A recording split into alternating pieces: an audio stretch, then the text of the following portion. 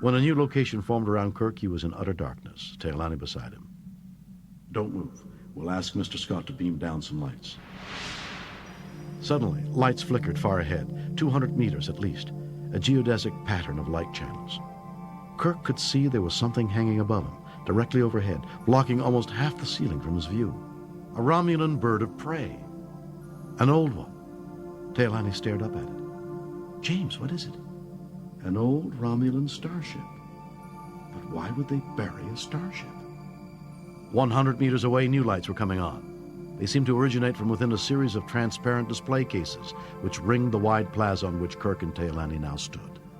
By the time Kirk saw what was in the first display case, though, the armory's purpose was becoming clearer. "Teolani, it's a museum." The display before them contained a mannequin, outfitted in Romulan warrior's uniform. Mounted beside it, a series of hand weapons were also on exhibit. There was a white floor panel before the display case. Kirk's tricorder identified a pressure mechanism under it. Kirk tapped his boot against the panel. A screen lit up above the display case. Teolani explained, "It's in Romulan, explaining how to use the weapon." She looked startled. "It says there are 10,000 of those hand disruptors stored here." "This armory is not a museum. It's a munitions dump." "James, for what purpose?" Kirk shrugged. "War. With me. The Federation. 40 years ago, the Romulans and the Klingons must have been preparing for an all-out war with the Federation, so they founded Chiao to be a secret supply base." Teolani began walking along the curve of the cases. Each pressure panel she stepped on began an informational sequence. Dozens of screens lit up in the armory. Spotlights flared and dimmed on hand weapons, medical equipment, computer consoles, ration containers, navigation and communication devices, protective clothing, tactical bombs, enough supplies for an army. One of the screens would no doubt contain the information for opening the roof of the armory and flying the bird of prey skyward. Teolani had moved ahead of him. He saw her in front of the first display case in a series. He went to her side. The mannequins were more lifelike in the display. A Romulan male and Klingon female held a baby. The baby had a furrowed brow, pointed ears. A holographic projection came to life. DNA molecules spun within it. Another display showed egg cells being opened up by microscalpels so their dark nuclei could be replaced with new ones. Teolani looked at her hands. "We were genetically engineered." Kirk put his hand on her shoulder. "There's no shame in that, Teolani." She shrugged loose from his touch, turned around the corner. He heard her gasp.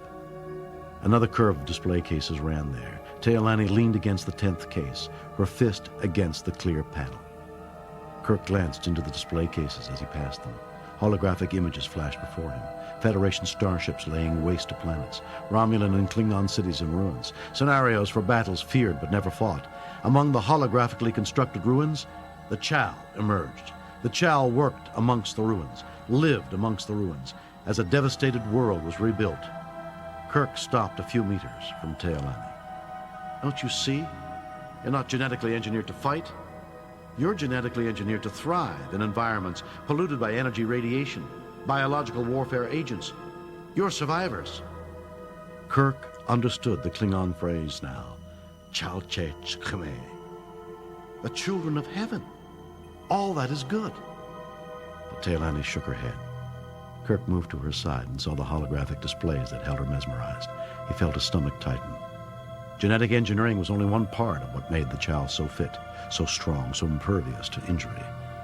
There had also been operations, transplants of tissues and organs from humans. This case displayed real-time images of men and women, some in 40-year-old Starfleet uniforms, butchered by alien surgeons for the organic material necessary to create each child of heaven. Teolani threw herself into Kirk's arms. "Forgive me. The anarchists are right. Chiao must be destroyed." Kirk turned his eyes from the atrocities before him. The origin of Chiao could not be forgotten, but the innocent could not be punished with the guilty. "Teolani, we're not responsible for the world we're born into, only for the world we leave when we die." Deolani's fingers pressed against the display case. How can I change this? You can't. The point is to change what we can. To leave this universe so that others can make it even better. Not to turn away from the challenges it gives us. Show me how, James. Show me how not to turn away. I don't know if the child can live with their secret, but I can help them try. Deolani forced a smile through her tears. Thank you, James, for being the hero we needed, that I needed.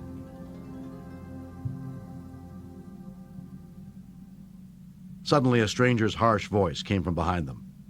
Drop your weapons and raise your hands. Kirk and Deolani spun around to face a human woman whose drawn phaser was leveled at them. Kirk had no idea how long she might have been in the armory with them. Who the hell are you? What a fitting choice of words. I'm Ariadne Drake, and that's where you're headed. Kirk saw the resemblance, knew who she must be. Can't your father fight his own battles? Ariadne flashed a cold and unfeeling smile. You aren't a battle, Kirk. You're a mopping-up exercise. Move away from the display case. Deolani looked at Kirk. He shook his head. Isn't that touching? You're willing to die for each other. For my world. What world? Child is a test tube, and you're just a medical experiment. Kirk knew he could never draw his disruptor fast enough to drop Ariadne before she fired, so he didn't move. The only reason he could see for why Ariadne didn't shoot right away was because she was worried about damaging whatever was in the case. He thought he could use that against her. You'll never learn what's in it, Ariadne. I already know it's there. I've been watching you and recording since you got here and activated the displays. You see, they aren't triggered by human life signs, only by animals like her. The Chiao are not animals. Ariadne's cool glance chilled him. You've seen how they were bred, how they were manufactured. If you can still believe they're human, then my father was right about you. You've lost whatever fire you had, along with your honor. Ariadne looked at Deolani. Kirk lied to you about why he came here. He's been at war with the Klingon Empire and the Romulans since before you were born. That war is over and done with. Put down your phaser, Ariadne. There's nothing here for you. Oh, yes, there is. I want what you came for. Eternal youth. There is no youth here. Deolani looked at Kirk, confused. But James, you said you felt younger. You are younger. Kirk couldn't help smiling in spite of Ariadne's phaser. You didn't give me any choice. Keeping up with you was like training for a marathon. The Chiao have been genetically engineered for health and youth. Their bodies' systems have been augmented by transplants. Ariadne interrupted. Human transplants. And that works both ways. Eternal youth from the combination of Klingon and Romulan genetics and human tissue. For the process to work on us, all we will need will be transplants from the Chiao. Deolani grabbed Kirk's arm. James, is that true? Kirk's expression confirmed her fears. Ariadne gloated. See, that's all you are to Kirk. That's all any of the Chiao are to humans. Cattle, bred as a source of transplant tissues. Deolani looked at Kirk with an expression of betrayal. Did you know about us, James? No. I came here because of you, Deolani. Ariadne tried to reinforce Deolani's doubts. But who brought you to the armory? Deolani. Kirk did. Because of the library computer. He knows it has all the medical files he needs to understand the process that created you, so he can be young forever. Deolani had no defenses against the poison Ariadne spewed, but Kirk did. He took Deolani into his arms and hissed a question into her ear. How long can you stop your heart? 3 minutes, maybe 4. If you want to know the truth, do it. Deolani slumped to the floor. In the absence of Klingon-Romulan life signs, the lights of the armory cut out. Instantly, Kirk was enveloped in absolute darkness. He heard Ariadne swear, heard her phaser beep as she adjusted its power settings. By then, his disruptor was in his hand and he fired, full power. In the strobe light flashes of the weapon's discharge, the display case exploded. Kirk dropped to the floor, skidded to the side as Ariadne fired a stun burst where he had been standing. He fired again, into the data complex. A chain reaction sped along the gray panels behind the row of cases. He heard Ariadne's boots charge across the stone. The lights in the armory began to power up again. Kirk ran to Teilani as she returned to consciousness. "I destroyed the computer." Teilani stared at him intently, seeking truth. "And you destroyed the secret that could have made you young forever." Kirk heard Ariadne curse. He left Teilani and ran to where Ariadne had broken the transparent panel of a different display case, stepped into it. There was a library computer console inside. She was frantically trying to pull data chips from it. The flames flickered at its side. The metal was blistering hot. Ariadne's fingers were streaked with blood. Kirk reached through the shattered panel and pulled her out. She kicked and struggled in his grip. "You fool! You don't know what you've done!" "Yes, I do." He grabbed Ariadne's phaser from her belt. It was set to kill. But before he could adjust it, he heard a transporter cascade begin. 5 meters away, 4 columns of orange light took form. Klingons. And Admiral Drake was with them. Kirk held the phaser to Ariadne's head, but the 3 Klingons aimed the disruptors at Kirk as if Ariadne weren't present. Drake simply smiled. "Go ahead, Jimbo. Press the firing stop. At this range, even stun can be fatal." Ariadne didn't struggle against Kirk's chokehold. "I'm ready to die for what I believe in." Admiral Drake folded his hands behind his back. "Like father, like daughter, eh, Jimbo?" Teilani ran to Kirk's side. "What's keeping you, Jimbo?" "Oh, that's right, I forgot. You're the famous starship captain who chokes when it counts." "Drake, I'm not in Starfleet anymore. I've got nothing to lose." Drake advanced a step. "Except your nerve. Isn't that right, Jimbo? Like when you hesitated on Tycho 4? I did the right thing on Tycho 4, Drake, more than you know." The Klingons began to spread out, keeping Kirk, Ariadne, and Teilani in their crossfire. Admiral Drake looked up at the distant ceiling, admiring the bird of prey. 28 years ago, Kirk, stardate 3198.4. Doesn't that ring a bell? I was in the Kalanora sector. 2 Klingon battle cruisers had picked off a Starfleet hospital ship, said it was on a spying mission. Women and children were on that ship. My wife was on that ship. We were at war. I chased those Klingon ships. The Code 1 signal went out." Kirk tightened his grip around Ariadne's shoulders and neck. It was clear the Klingons were going to try and stun him from different angles at once. It was a risky strategy. Even in the face of heavy disruptor fire, Kirk would be able to fire his phaser. "Drake, that war never went anywhere. Because of you, Kirk. You brought the Organians into the war, and the Organians stopped it before it could begin, before I could punish the Klingons who killed my wife. If your Klingons fire now, you'll be killing your own daughter.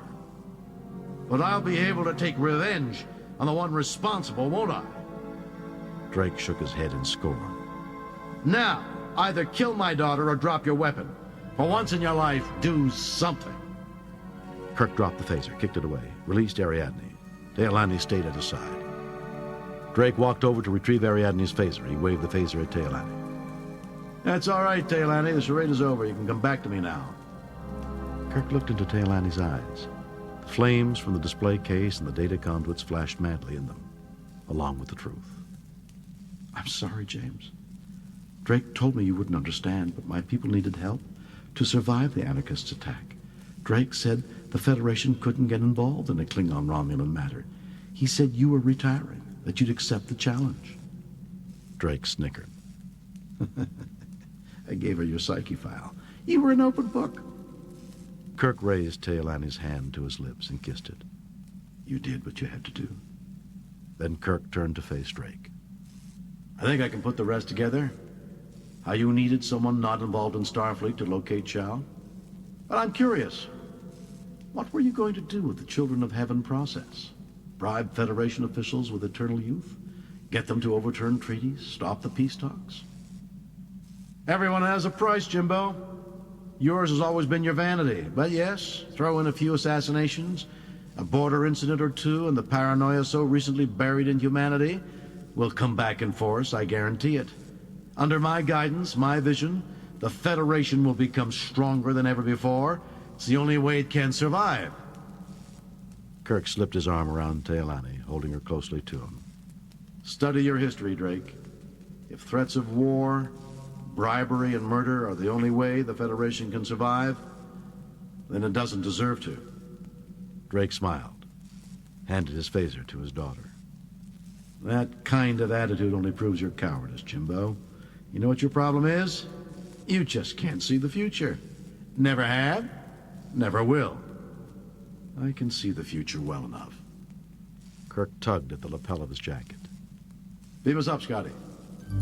As the armory dissolved into energy around him, Kirk had the fleeting impression of a phaser beam crackling through the space he had occupied a heartbeat before. Drake had lost his battle. Now it was time he lost the war. Kirk and Tailani stepped down from the transporter platform the instant the beam released him. Scotty, tell whoever's on communication to raise the Excelsior. We have to get a message to Starfleet Command now. Scotty grinned from behind the transporter console. I think you better talk to communications yourself, sir. Kirk wasn't in the mood for games. Kirk to bridge.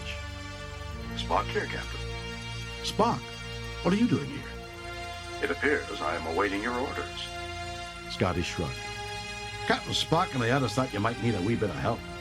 It's like old home week if you ask me. Kirk told Tailani to follow him.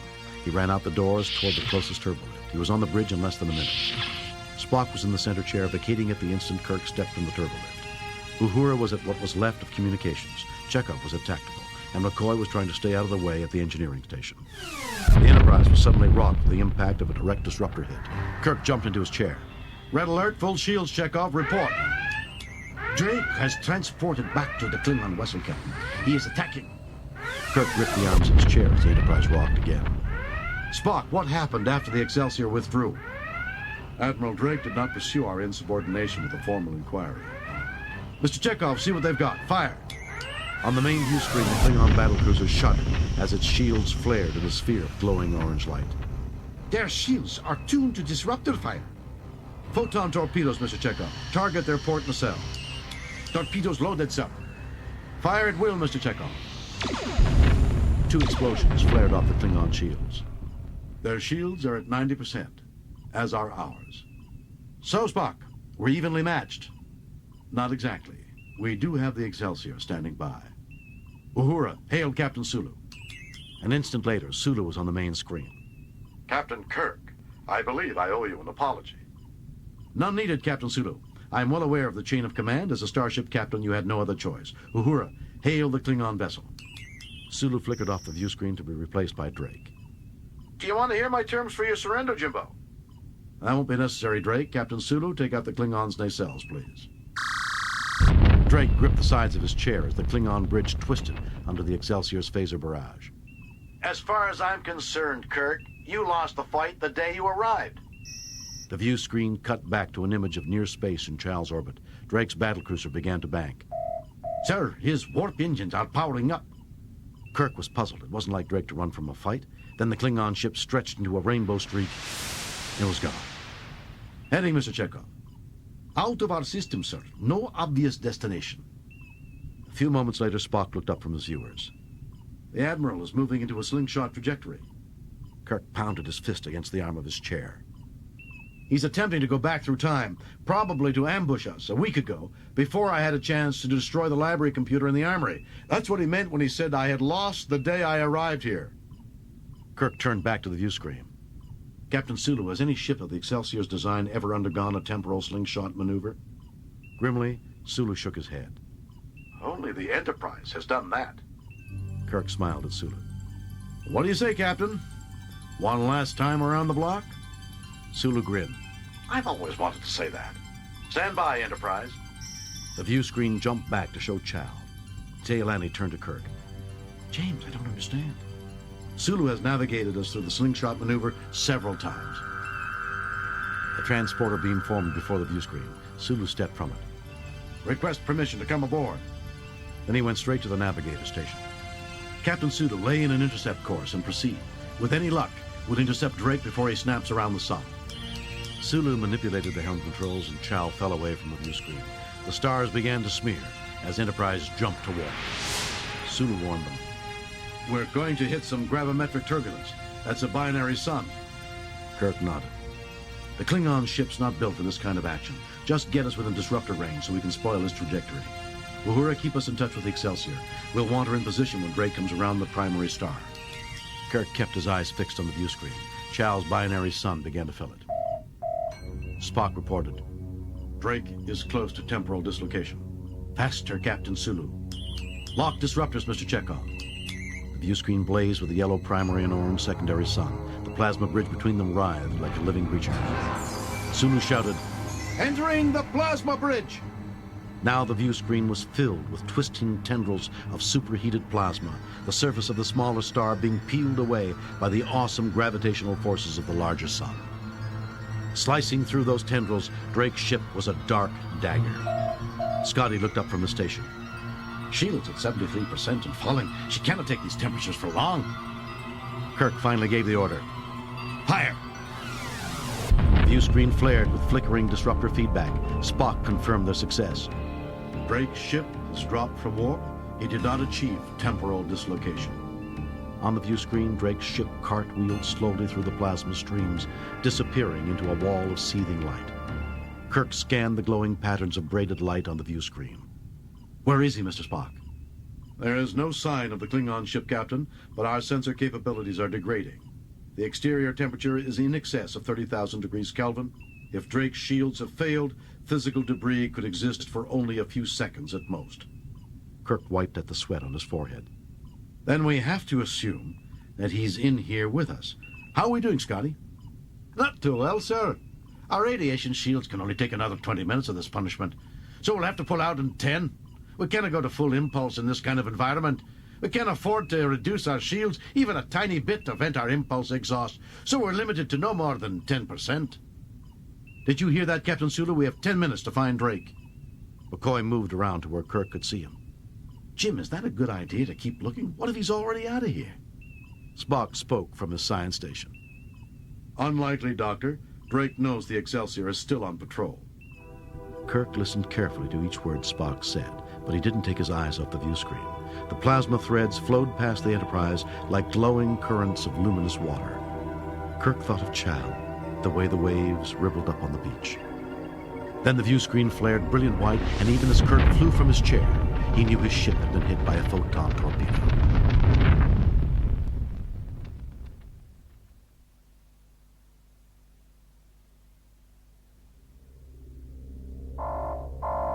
Ariadne turned around from her weapon station on the bridge of the Klingon cruiser. Direct hits! Drake leaned forward in his command chair. In the scintillating whirls and eddies of the plasma bridge between the stars was one dark, spinning spot dead ahead. The Enterprise, with James T. Kirk trapped helplessly inside her. Navigator, take us in. I want a clear view. The science officer said uncertainly, Admiral, may I remind you that our shields are only at 42%. We cannot last much longer than the Federation vessel. On the screen, Drake saw the Enterprise slowly turning in the pressure of the raging plasma currents. Father, why don't we finish him off? Another torpedo will overload his shields, then we can leave this place with a margin of safety. Drake nodded. Very well. Stand by on torpedo, but hail Kirk for me. I want him to know who's responsible. The Enterprise is not responding. Her shields are fluctuating. She's gone into overload. Plasma sparks jumped along the Enterprise's nacelles. Ariadne kept up her calm commentary. There go her generators. Emergency batteries coming online. They'll only be good for a few seconds. Structural integrity field is overcompensating. Hull breach. The saucer buckled. For a breathless moment, the bridge dome rose out of the saucer's center as the outer rim shattered like ice. Then the saucer tore itself apart like a starship made of sand, crushed by an unstoppable wave. In seconds, all that remained of the Enterprise was a river of sparkling, incandescent wreckage, flaring as the plasma reduced it to glowing, disassociated ions. Drake stumbled back to his chair. His uniform was drenched. It was over. Kirk was defeated. The science officer looked up from his station. Admiral, we're being hailed. Drake shrugged. He had been expecting this. The Excelsior? No, sir. It's Kirk. Ariadne paled as her father screamed. His anger was a match for the torrent of plasma they rode.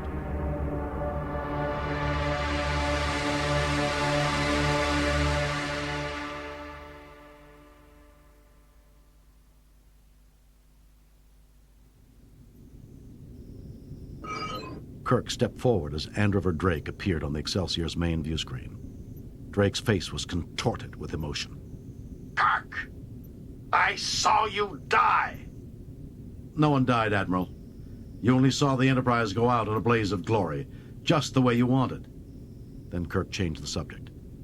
Admiral, I want you to tune your shields to reflect radiation only. We're going to have to beam you and your crew to the Excelsior. You couldn't fool a midshipman with that tactic, Jimbo. It's not a tactic. We're monitoring the status of your shields. They won't last long enough to let you leave the plasma bridge. Drake sat rigidly at attention in his chair. Every time we've gone head-to-head, I've beaten you, Jimbo. Now it's come down to whose vision of the Federation is going to survive. Ariadne moved into view, said something in Drake's ear. Chekhov and Uhura both reacted with surprise. That's Jade, the rogue agent. Kirk quickly explained. She's Drake's daughter. Then he turned his attention back to Drake. Admiral, please, if not for yourself, then for your crew, for your daughter. Drake ignored Kirk's plea and spoke to Ariadne. Set a course for the rendezvous point. We'll deal with the Excelsior when we've been reinforced. Full impulse till we're out of the plasma, then maximum warp. Admiral, you can't do that. Full impulse will overload your shields. Kirk turned to his science officer. Tell her, Spock. Tell her what readings to look for. Check the radiation pressure on your aft shields. You will see it is out of balance and will not withstand impulse venting. Ariadne moved off screen. Drake pointed forward. His voice was hoarse but sure. Take us out. See you in hell, Jimbo. The image from the Klingon bridge winked out. The view screen showed the Klingon battlecruiser flare as its shields failed. The cruiser expanded in all directions at once, dissolving in a shower of sparks. One of them was Drake. One of them was Drake's child, Ariadne. Teolani took Kirk's hand. He believed you, James, about the shields. I saw it in his eyes. So why could he not accept your offer to save you? Once Drake was a starship captain.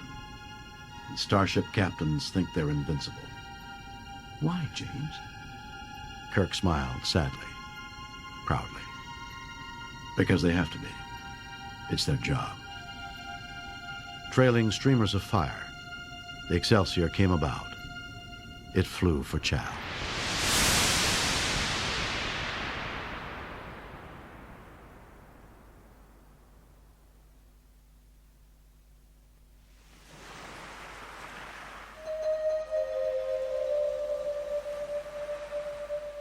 The twin suns of Chiao were setting. They cast long shadows on the beach. Kirk found Teolani there. She wore the loose white tunic of Chiao, her legs drawn up, arms wrapped around them, staring out at the deepening red of the sky. He sat beside her, wordlessly gave her his gift. She unwrapped the cloth he had bundled around the thin rectangular object. It was a metal plaque. Teolani ran her fingers across the raised letters. USS Enterprise. To boldly go where no man has gone before. Kirk smiled knowingly. They're going to change that on the next one.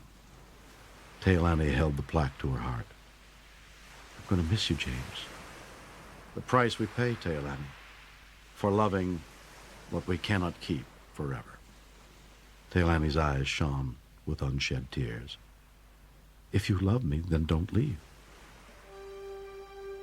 Kirk held her. He had always known this moment would come. Even when his heart had dared dream of eternal youth, his mind had known that nothing truly lasted forever. The knowledge of death was the price to be paid for the knowledge of being alive.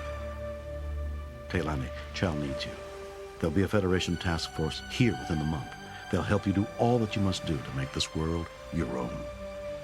He touched her hair again, shining waves. Then he let go the dream, turned away, continued his journey alone. The long shadows of the setting suns made his footsteps in the sand deep and dark, unmistakable. The stars above began to flicker in the twilight, as if guiding his way. Teolani watched as Kirk dissolved into glittering light, reclaimed by those stars until only his footsteps remained. He would live in her heart forever. And as Kirk walked away, he didn't know what the universe had in store for him next, or for how long his own journey would continue. But he knew, at last, he was ready to face it. Forever young.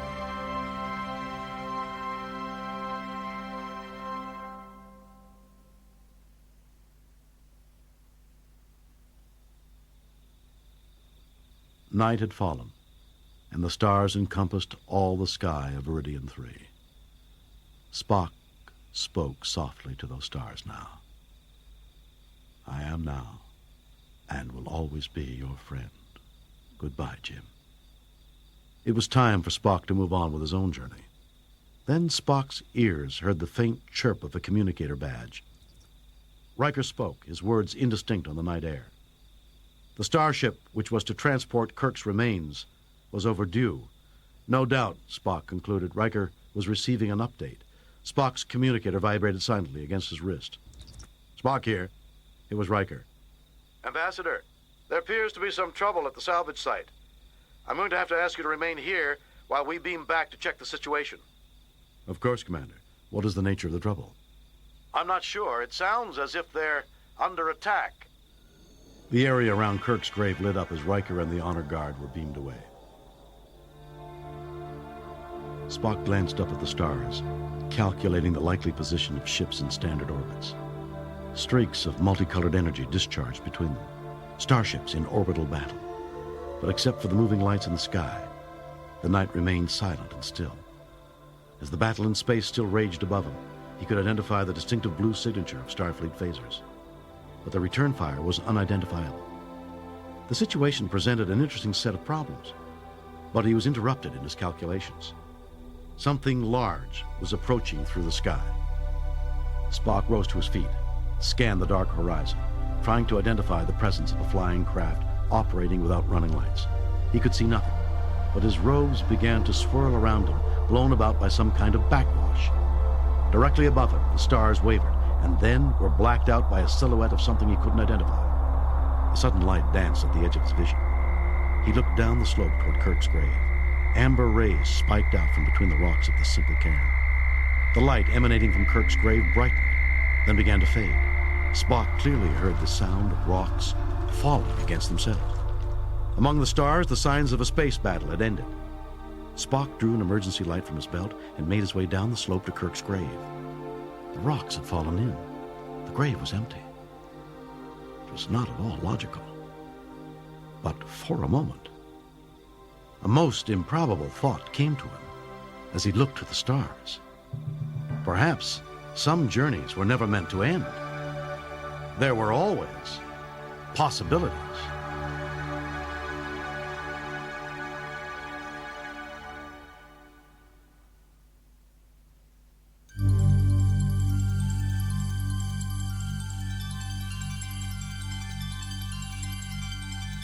Star Trek, The Ashes of Eden, was written by William Shatner with Judith and Garfield Reeves Stevens and was read by William Shatner.